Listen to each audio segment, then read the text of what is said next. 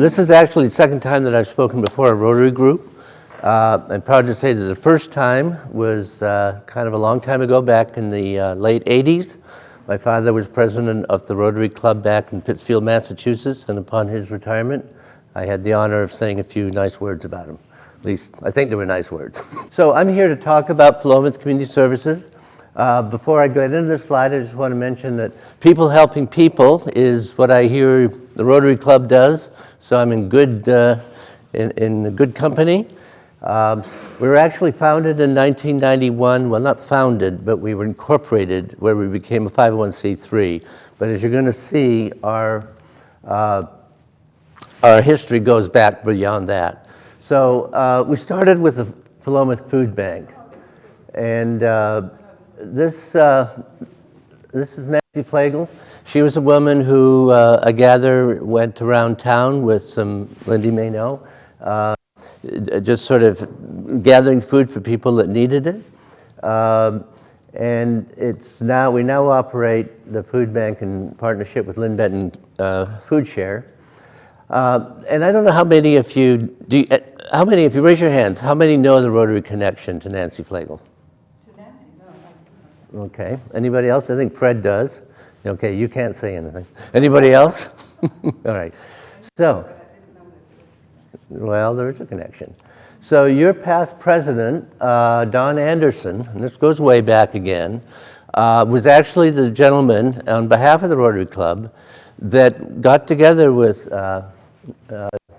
Nancy to actually get the food bank going. And so what I've highlighted here are some really interesting things. So Don Anderson was sitting, Don Anderson was sitting at a Rotary meeting, about 2 decades ago. So this is 1997, so now we're talking about 1977. Anderson began helping that woman, Nancy Flegel, by delivering the food that she boxed over the next 17 years. She stuck with the Philomath Food Bank, serving on its board and becoming its president. So Don Anderson was actually retiring at this time in 1997, but he didn't lose his commitment to the food bank. And he said basically he'll be right next door helping his wife June with the Philomath Baby Bank, which distributes baby clothing. We'll get to that in a second. So really the genesis of what is now PCS goes back to you guys, to the Rotary. So I think you guys, hate you guys, but I say you guys. But you all should give yourselves a pat in the back. Yeah, so June's Kids Closet, Don Anderson's wife June, as you said, was behind that. And so we have 2 programs that really are the basis of PCS in the beginning. The food bank and what was known at the time as the Philomath Baby Bank. So gleaners would go out and retrieve that food that would otherwise go to waste. And nowadays, there are more partnerships now with grocery stores and some other businesses that in order to get dispose of product that's getting close to its expiration date or just too much inventory or seasonal items, those businesses, for their purposes, tax deductions, will then donate that to the gleaners. So there's more than just food now that comes into the program, and it's pretty neat stuff. I mean, there's some pretty fancy things there. Okay, so the next program is Lupe's Community Garden. We have Lindy here who knows about it very well. Lindy has been the co-manager of the garden and maybe coming back to be co-manager. So the garden actually is newer. I believe it was established around 2008 or so. It was a brainchild of Chris Chenard of Chenard's and then Lupe Magninus. And it was actually called Lupe's Community Garden, still is, although now we're sort of looking at more of a community garden, but still Lupe was very involved, and she was treasurer and president of Philomath Community Services too back in the day. It's really now the oldest community garden we have here. One of the goals that we have is to try to increase the number of people that come to the garden and will participate in it. Last couple of years that I've been more involved, understanding the programs little bit better, I think there's a lot of potential in the garden that we can do things with. So the garden also helps with the other food programs and as well as folks in the community. Okay. And then Holiday Cheer is probably our newest program. I'm afraid I don't know that much about the history of the cheer program. I think it started in probably, I don't know, anyway, sometime in the 2010s.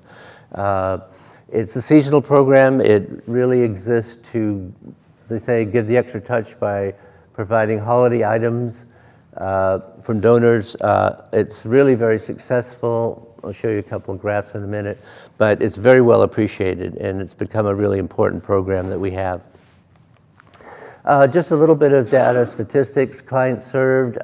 We've served lots of people over the years. Unfortunately, some of our record keeping hasn't been the greatest, so there have been periods of time where we sort of not kept the best records, or if we kept them, they measured different, they had different metrics, and we maybe didn't break it down the right way. So we're trying to be more consistent now in how we measure things so that there's a proper trend line from period to period, and we're not comparing apples to oranges.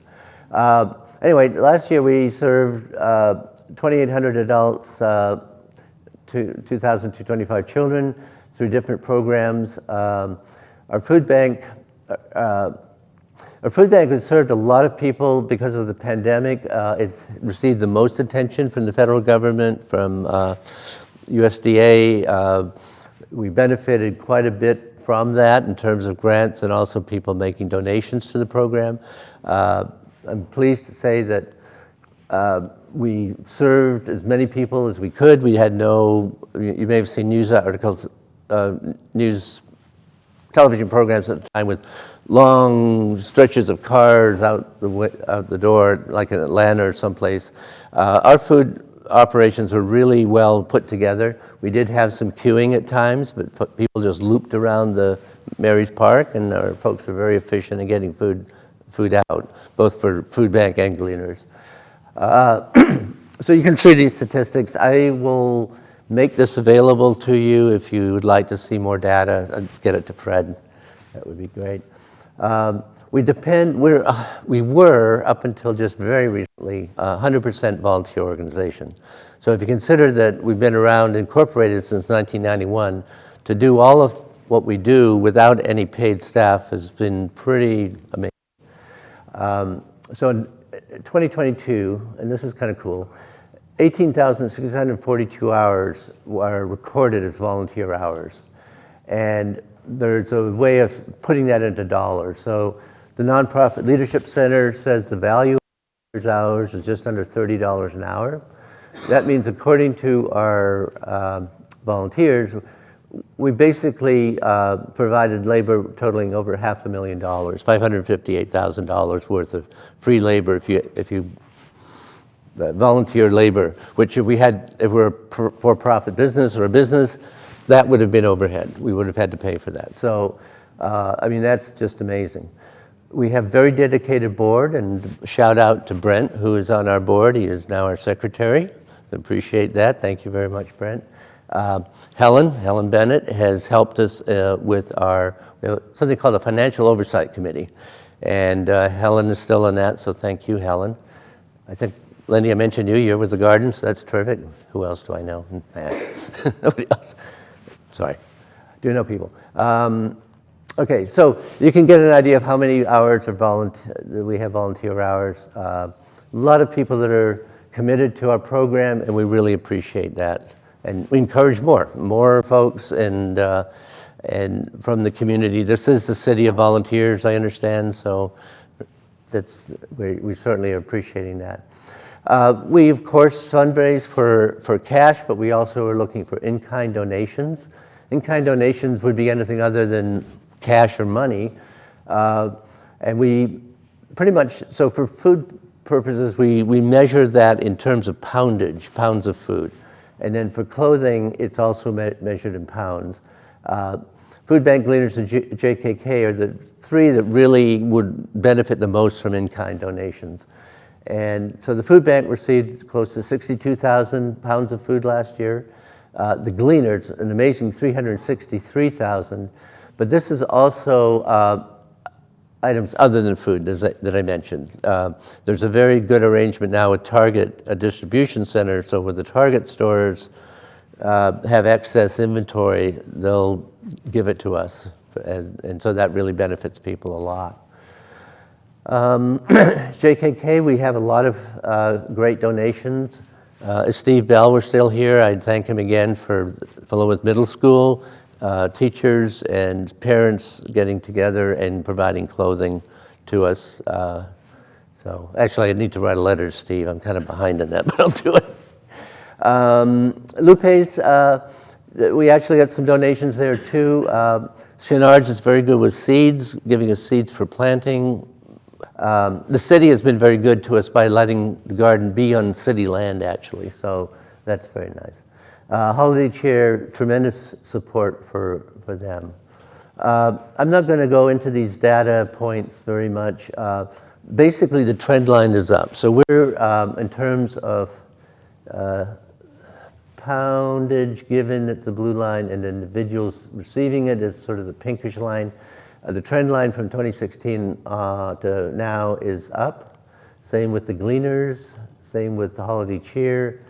And then all clients that we're serving is up too. So a little bit of explanation there.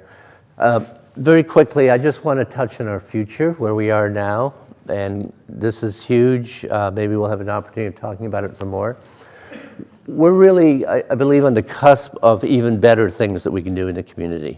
There are a few limitations, and they're up here. I mentioned that we've been a 100% volunteer organization until very recently.